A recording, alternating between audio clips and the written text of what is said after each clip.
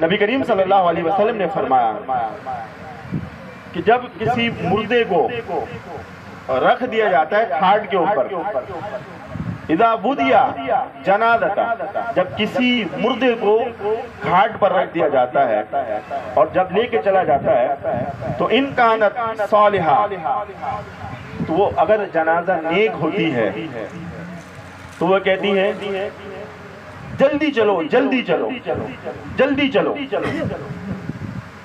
کیوں؟ کہ اسے پتا ہے کہ عنقریب مجھے مصطفیٰ کا دیدار ہونے والا ہے، عنقریب اسے مصطفیٰ کا دیدار ہونے والا ہے. قبر اس کا استقبال کرتی ہے.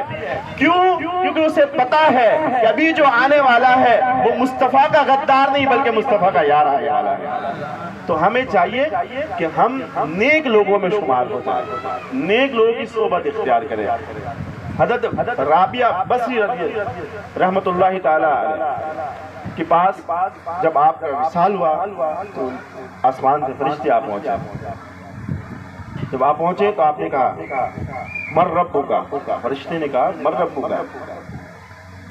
تو رابعہ بصری اللہ نے ان کو قلندر کا مرتبہ عطا فرمایا.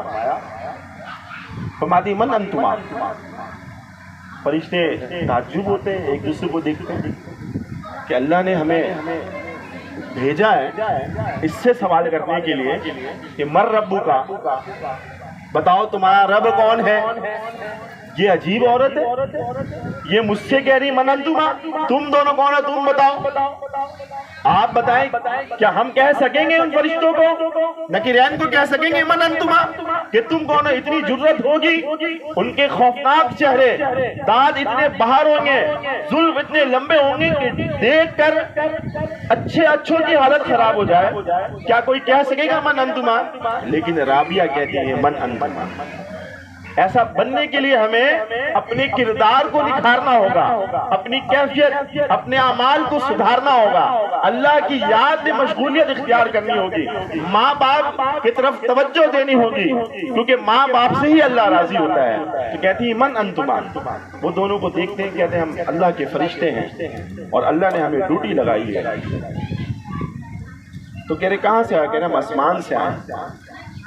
تو یہ جلوہ دیکھ کر فرماتی ہیں تم آسمان سے آئے ہو، تم اتنے بلند سے آئے ہو، آسمان سے زمین پر آ گئے، اللہ تمہیں نہیں بولا.